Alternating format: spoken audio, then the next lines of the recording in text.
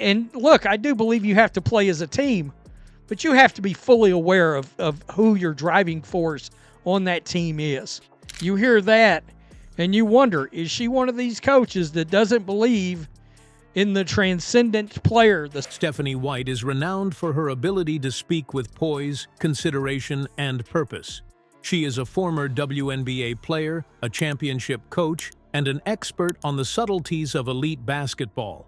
People pay attention when she speaks, particularly when her remarks have an impact on the WNBA and NBA scenes. Playing differently without Luka on the floor. He's a guy who's high usage rate, the ball's in his hands.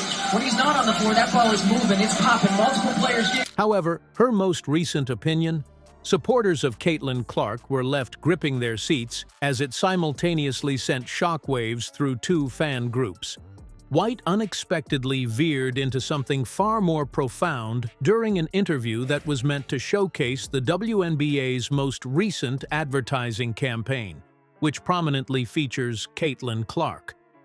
Given the burden she faces as the face of a new WNBA era, she was questioned about how Clark's style of play would change.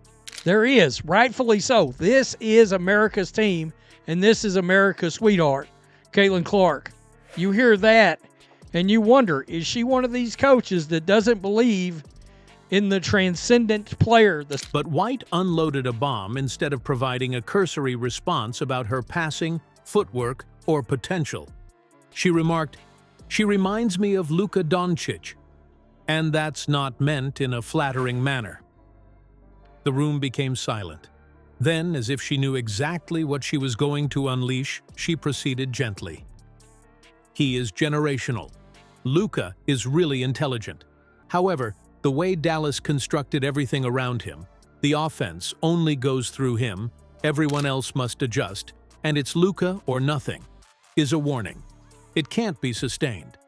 And I'm concerned that Caitlin is being treated the same way by the WNBA. Fans of Caitlin Clark should be terrified by those words if they aren't already. Since White was not aiming for Clark, not at all. She commended her ability to change the game, her vision, and her confidence. However, when she began discussing infrastructure, the tone changed. Concerning systems, regarding the consequences of transforming a team sport into a one-woman show and then feigning surprise when it fails. She remarked, "Luka's numbers are crazy." That involves Luka Doncic, who, of course, was involved in the worst trade in the history of the NBA. However, how often have we witnessed Dallas falter during the postseason? We then inquire, why isn't Luka finishing it? However, that question is incorrect. Why are we asking him to do everything? That is the proper question. Why are we constructing flawed systems around stars and then holding them accountable when they fail? The dagger then appeared.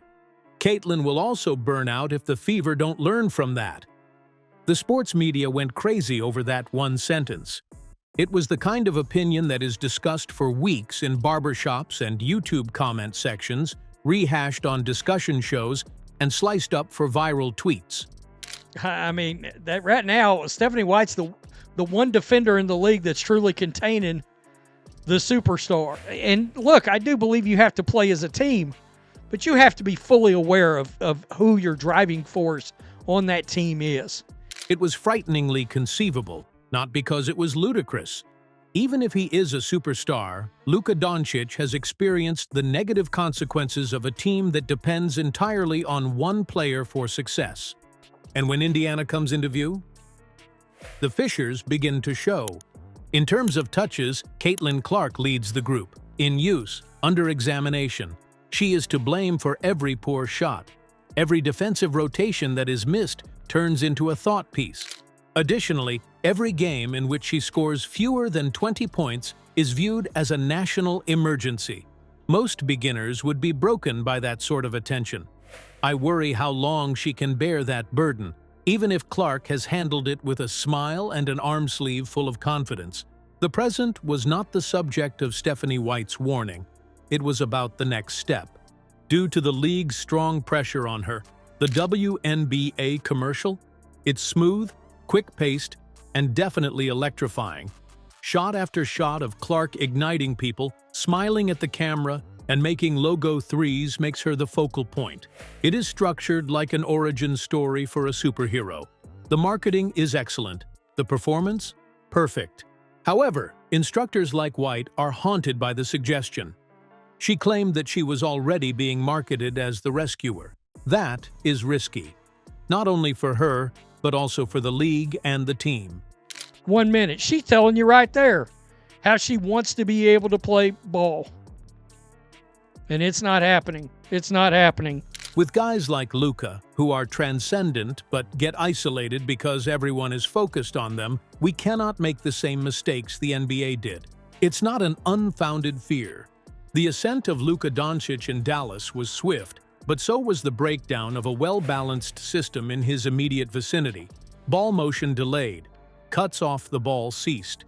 It all came down to Luka's ability to make something out of nothing.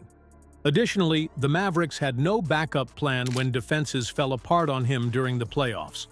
Although it could sell jerseys, that type of hero ball doesn't create dynasties. White worries that the same script is luring the fever in. She said, "Let her lead." However, avoid entangling her in the position of a miracle worker. It's a lonely place there. Furthermore, it is unfair to her, Boston, and the franchise's future. Even Clark's staunchest allies are beginning to notice. The WNBA ad is amazing. It has all the star power, virality, and visibility a league could ask for. However, it also serves as a clear reminder of how much weight Clark is carrying. She is being promoted as more than just a fantastic rookie. She is being marketed as the WNBA's economic engine, its symbol, and its engine. You can already feel the pressure. She overanalyzes every game she plays. Every defensive switch, foul, and handshake contributes to the conversation. Her admirers adore her. She is the focus of criticism. The very real risk that we are living out history again lies at the heart of it all. When you consider their behavior, the analogy to Luka becomes even more poignant. That Stephanie White's got involving an all-world kind of superstar player like Luka. They are both rivals. On the court, both are brilliant creatives. They both exude an air of stubborn composure. Additionally, neither participant should be expected to perform more than the other. White doesn't have an anti-Clark stance. It's a last-ditch effort to keep her safe, if anything. She reiterated, "She's brilliant." However, brilliance requires organization. It must take a break. It requires a system that allows others to step up. Rings are won by that. That is how legacies are created. Without a question, Caitlin Clark will continue to rise. However, what Indiana and the league do next will determine whether that increase results in long-term success or burnout a la Luka. Because Clark is the focal point of the WNBA's future, as the league's new advertising campaign has made apparent.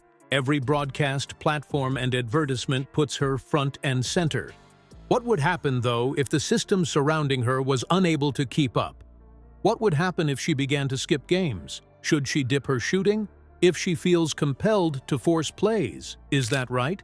What happens if her teammates know she will take the shot nevertheless and cease cutting?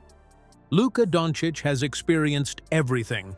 He continues to struggle to break free from the narrative that portrays him as both the problem and the hero.